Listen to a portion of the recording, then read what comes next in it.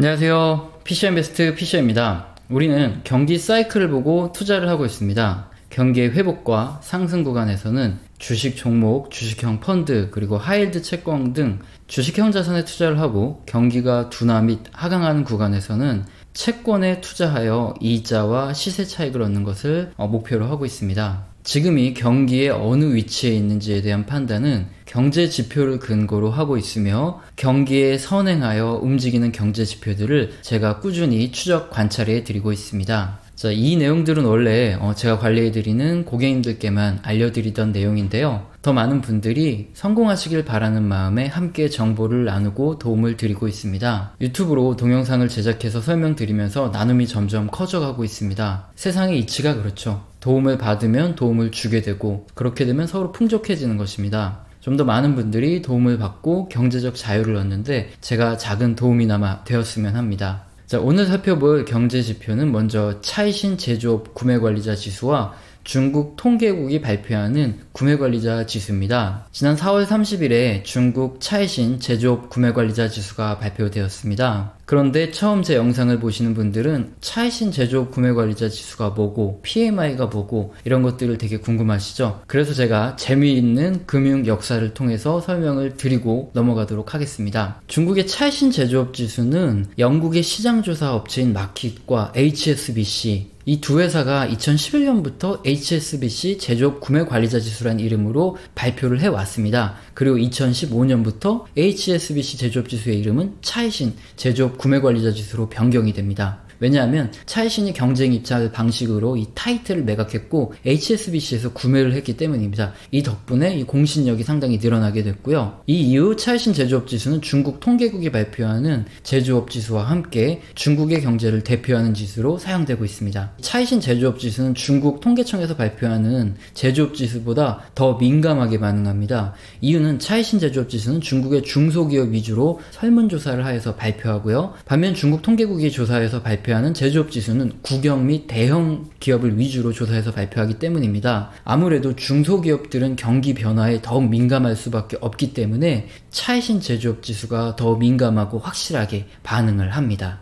자, 그리고 다음으로 HSBC라는 회사에 대해서 한번 알아볼 텐데요. HSBC는 홍콩과 상하이에 거점을 둔 은행입니다. 영국 식민지였던 홍콩과 상해를 중심으로 성장한 이런 은행인데요. 자, HSBC는 19세기 아편전쟁 당시에는 최초로 무역을 하는 영국 상인들을 위해 세워진 이 영국인들의 은행이었습니다. 그 후 상해로 옮기면서 규모가 커졌고 1993년 영국 미들랜드 은행을 인수하면서 세계적인 은행이 되었죠.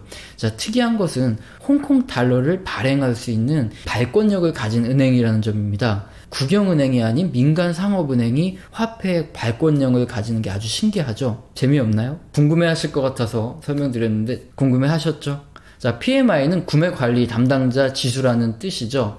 기업의 구매관리자들은 기업의 재고 및 생산, 소비, 수요 등 다양한 요인들을 먼저 알고 이 원자재를 구매하거나 아니면 제품을 구매하겠죠. 이 때문에 이 구매관리자들에게 설문조사를 하고 작성한 지표는 기업의 실적에 선행하는 특징이 있습니다. 투자를 할 때 가장 중요한 건 선행지표죠. 주식시장보다 더 빨리 움직이는 지표가 바로 선행지표가 되겠는데요. 자, 이 때문에 우리는 이 제조업 구매관리자 지수를 아주 주의 깊게 봐야 합니다. 차이신 제조업 지수는 중국의 약 430개 이상의 구매관리자들을 대상으로 설문조사를 하여서 작성되고요. 50 이상을 확장, 50 이하를 수축국면으로 보고 있습니다. 지난 4월 30일 발표된 4월간 차이신 제조업 구매관리자 지수는 50.2로 양호하게 나왔습니다. 그리고 미중 무역 합의가 타결되면 상승 흐름을 지속할 가능성이 더 높죠. 자, 그리고 제조업 PMI 지수는 이 경기와 주식시장을 선행한다고 말씀드렸죠. 자, 그림을 보시면 중국발 부채 위기가 시작되었던 2015년 말 보시면 차이신 제조업 지수는 선행해서 둔화했던 것을 확인할 수 있습니다. 그리고 미중 무역 분쟁으로 중국의 경기가 둔화된 2018년도에도 역시나 제조업 지수가 선행하여 하락한 것을 볼 수 있죠. 지난 2015년 말 중국발 부채 위기로 주식시장이 폭락했죠. 그리고 2018년에도 주식시장이 하락했는데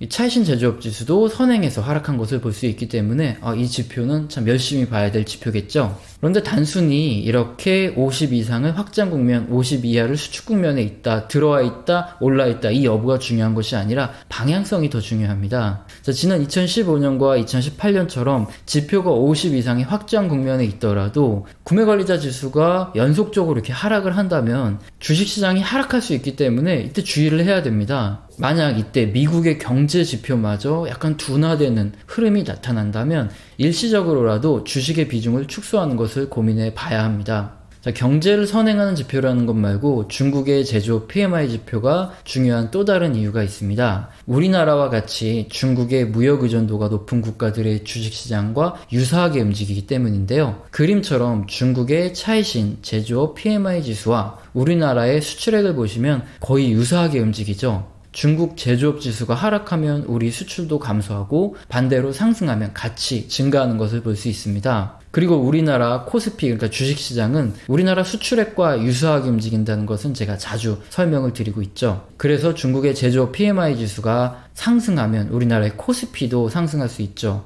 지금보다 중국 제조업 PMI 지수가 좀 더 높게 추가 상승을 해야 우리나라 코스피도 2017년에 정고점을 회복할 수 있다, 이렇게 볼 수 있습니다. 자, 그리고 지난 5월 1일 우리나라 수출 지표가 발표되었는데요. 역시 중국의 제조업 지수와 연관성이 높게 움직이고 있죠. 중국의 제조업 지수가 높게 나오지 않았기 때문에 역시나 우리나라의 수출도 크게 증가하지 않는 이런 모습을 볼 수 있습니다.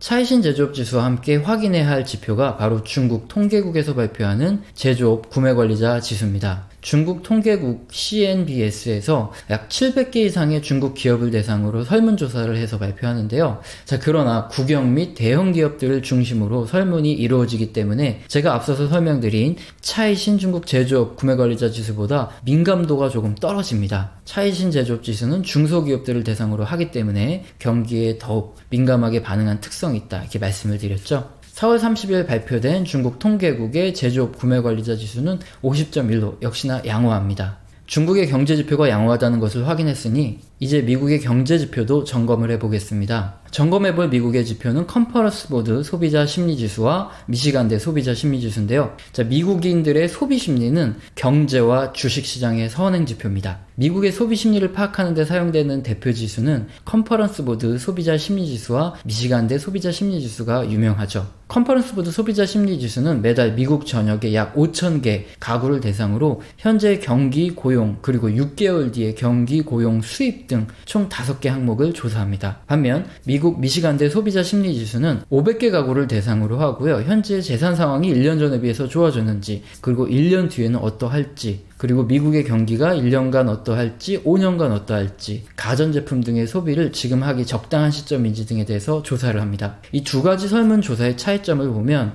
컨퍼런스 보드 소비자 심리지수는 고용에 대해서 좀 더 역점을 두어서 조사를 합니다. 반면 미시간대 소비자 심리지수는 소비 여력에 역점을 두어서 조사하기 때문에 두 가지 지표를 모두 확인해야 정확한 선행지표의 확인이 되는 거죠. 자, 그림처럼 두 지표를 비교해보면 대체적으로 거의 유사하고요. 두 가지 지표 모두 2001년 IT 버블 당시, 그리고 2008년 금융위기처럼 경기가 크게 둔화되기 이전에, 그리고 주식시장이 폭락하기 이전에 심리지수가 먼저 하락한 것을 볼 수 있습니다. 미시간대 소비자 심리지수로 좀 더 자세히 보면 그림과 같습니다. 전월 대비 방향성이 상당히 중요한데요. 소비자 심리지수가 연속적으로 하락한다면 지난 2001년 IT 버블이나 2008년 금융위기처럼 특히 경기가 호황이고 주식시장이 과열된 구간에서 이렇게 소비 심리가 연속 감소한다면 주식시장에 폭락이 올 수 있으니 주의를 해야 합니다. 자, 다행스럽게 4월 30일 발표된 컨퍼런스 보드 소비자 심리지수는 129.2로 시장의 기대보다도 양호하게 발표되었습니다. 자, 그리고 지난 4월 26일 발표된 미시간대 소비자 심리지수도 97.2로 중간 예비치 96.9를 뛰어넘는 양호한 수치를 보여줬습니다. 아직까지 미국의 소비 심리 지표는 양호합니다. 이에 따라서 미국의 경기가 단기간에 급락하거나 아니면 단기간에 주식시장이 폭락할 것으로 보이진 않고 있네요. 그런데 만약 미국의 소비가 감소하면 어떤 문제가 발생할까요? 우선 미국의 GDP의 70%를 차지하는 것이 소비이기 때문에 미국의 경제 성장률이 둔화되겠죠. 자, 그리고 소비 심리가 꺾이면 이 미국의 기업들도 재고 관리에 들어가고 기계 설비 등의 내구재와 제품을 만들 이 원자재 수입을 감소시키겠죠. 기업의 소비와 투자가 감소하면 고용도 감소하고 결국 임금도 내려가게 됩니다. 자, 이때 사람들은 미래에 대한 불확실성을 느끼게 되죠. 그때 소비를 줄이고 저축을 늘리기 때문에 불황의 연결고리가 반복이 됩니다. 뿐만 아니라 현재 글로벌 시장의 주요 소비 국가인 미국의 소비가 둔화되면 미국에 수출을 하면서 먹고 사는 중국, 우리나라와 같은 신흥국, 그리고 자원을 보유한 국가 모두 경기가 한꺼번에 둔화가 되겠죠. 이처럼 미국의 소비는 글로벌 경제와 주식시장에 상당히 중요하게 작용하고 있으므로 소비와 관련된 경제지표는 빠지지 않고 모니터링을 해야 주식의 매도 시점과 그리고 채권의 매수 시점을 잡을 수 있는 겁니다. 오늘은 중국의 제조업 구매관리자 지수 2가지 그리고 미국의 소비 관련 지수 2가지를 비교해 드리고 지표를 보면서 경기 둔화 여부를 파악했습니다. 중국과 미국 지표 모두 아직은 양호하네요. 오늘 영상도 마음에 드셨다면 구독과 좋아요 꼭 눌러주시고 지속적으로 시청 부탁드립니다.